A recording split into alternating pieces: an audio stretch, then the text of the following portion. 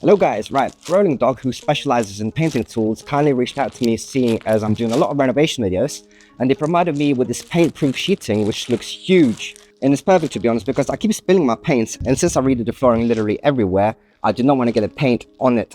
So today I'm going to repaint my bathtub, my closet, and as I did a bunch of plumbing from hell, I think this might come in very handy actually. So yeah, let's get this unpacked because it looks huge.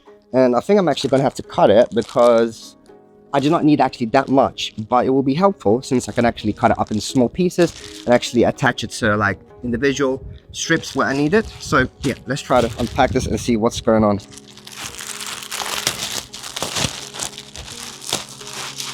Oh, there's two of them actually, so that's great. So it's premium drop cloth, great for protecting any surface while painting, plastering and staining. Anti-slip grip, heavy duty and reusable. For maximum protection, use white side down. Read there. White side down, so it's got a white side I think.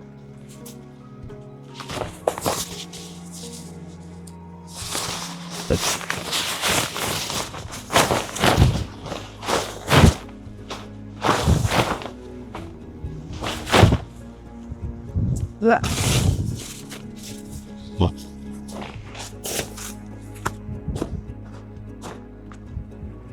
Yeah, it's quite massive, ain't it? So it'll be great. It's a bit windy today, so I can't actually put it down easily, but let's try. Just to get a sense of scale of it. See how big it is. Nah, it's pretty big.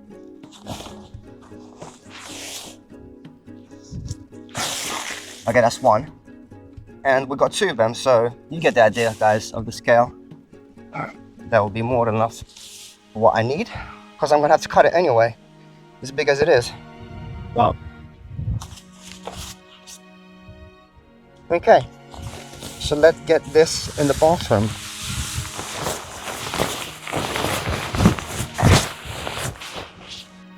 So before we actually get into the paint, any of the masking stuff, we need to actually sand down this hole, and those holes were from the previous taps. And yeah, so I'm just using a Makita orbital sander because a flat sander would just be way too rough. And then I'm going to use some hand sanding, some water, just really make a mess. But yeah, and also this area is received some damage actually from over the past year or year and a half use.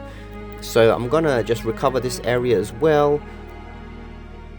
Let me see if we can actually.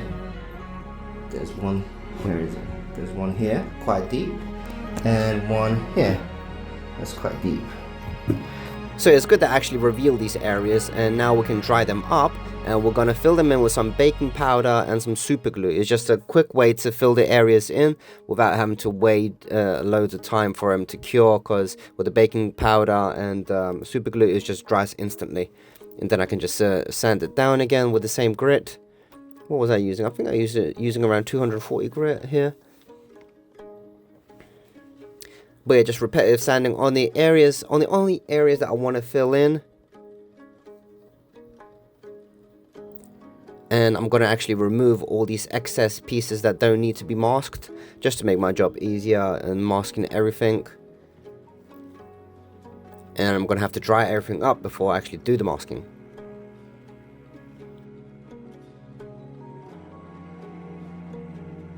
So I'm actually really glad that we got two of them. So because for the bathroom, I mentioned that I do need the strips to be quite smaller. So let's just cut it and actually use the masking tape to section things out.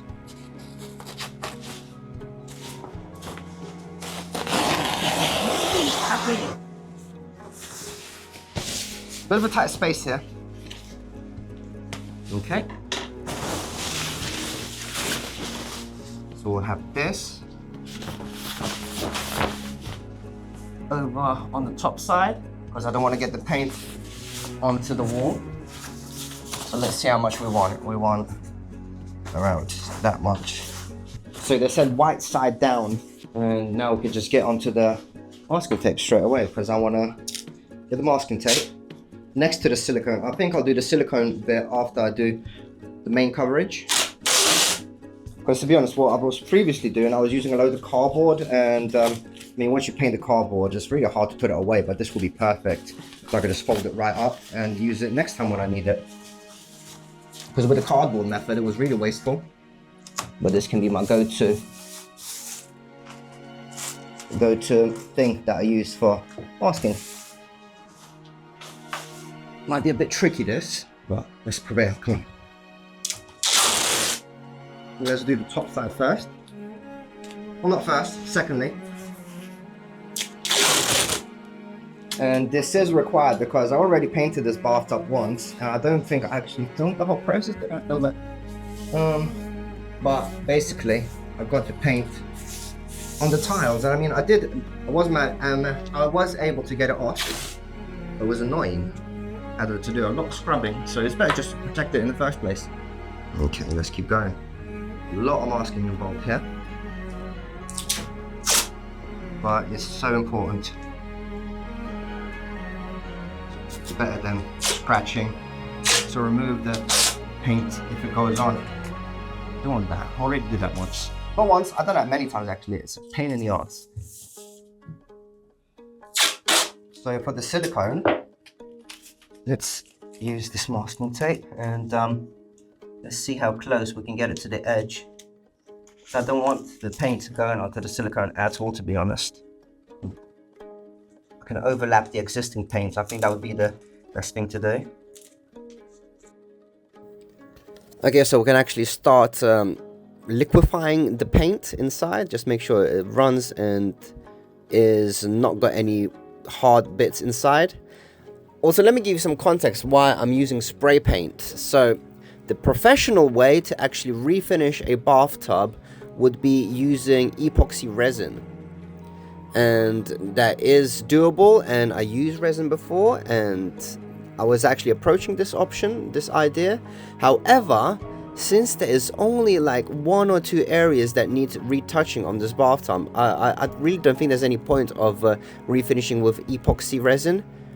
And yeah, it just sounds like it would be much more trouble than it's actually worth. Maybe in say 5 years when the bathtub receives a lot of damage, then I could actually redo it. But in the meantime, I'm using radiator paint, which is a really hard enamel, I believe. No, actually this is nitrocellulose lacquer.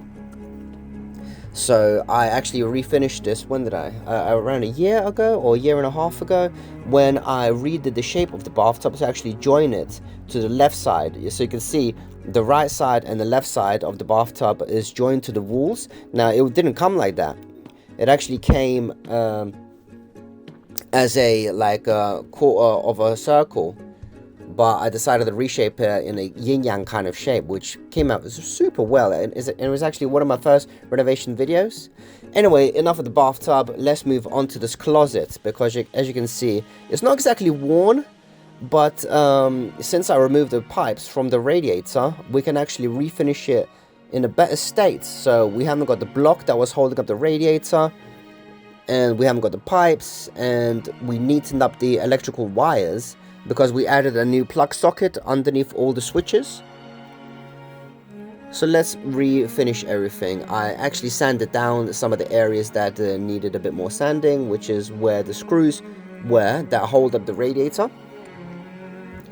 And now doing a big thick slop of paint, and this is almost like masonry paint that I use for outside, but it works amazingly well indoors as well. And it's a very hard wearing paint, which I love. And yeah, it doesn't actually peel or anything. Well, I know that's a weird statement to make. I mean, no good paint should peel, should it? Anyway, ignore what I just said. Let's just keep going. But yeah, I'm actually decided to use the ROLLINGDOG these covers, and I think that was a great choice because I actually managed to make quite a bit of splattering. Okay, so I think we're done here.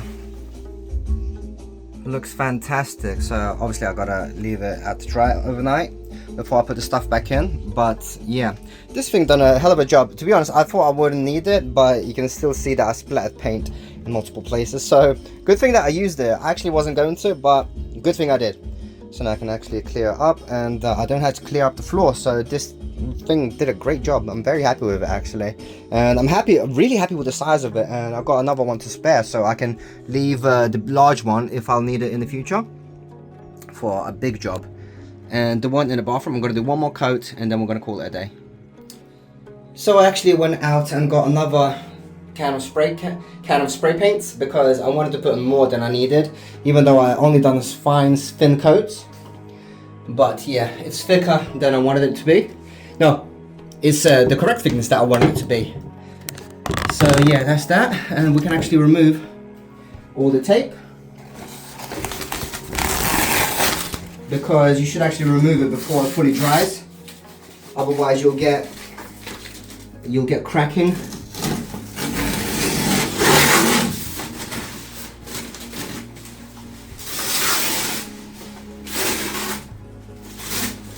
So yeah, used up basically 2 full cans.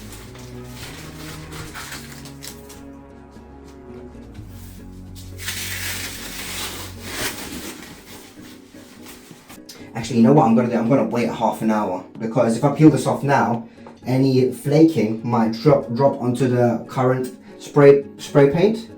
So I'm gonna give it like half an hour for it to dry first before I remove those.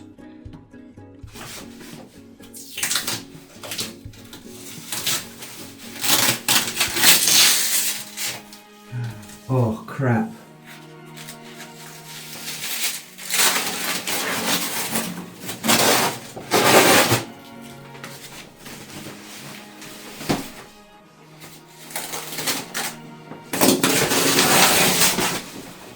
You see, I made a mistake and I waited a bit too long, so it dried a bit too much, and then it peeled that off. So what I can do now is I can just top it up a bit. I'll just put a bit more tape on.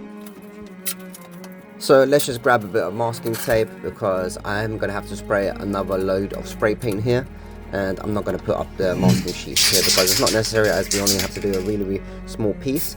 But I do want quite a heavier coat here, because obviously we peeled it, which was sucky, but it's okay, we can actually just recover that.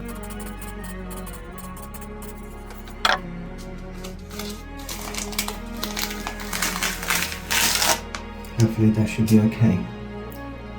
So I'm going to give it a bit more time for this area to dry, to see if that dries okay, because I just done a big coat there. You never know what could happen, so let's give it a bit of time, and then I'll remove these. Actually, I'll remove this one now. The rest looks fine. This fine. Not yet. I'll leave them too.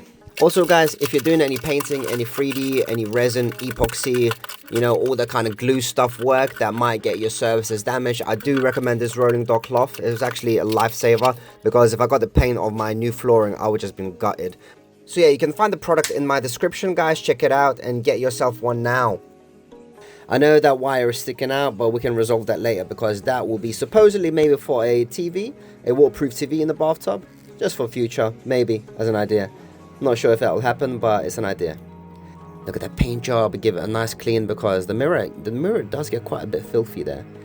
So it does need a scrub every now and then, and to actually get it to prevent from fogging, I actually use some shampoo, which is quite interesting, because I never actually use shampoo on my hair, because I like my natural oils, especially since I bleach my hair.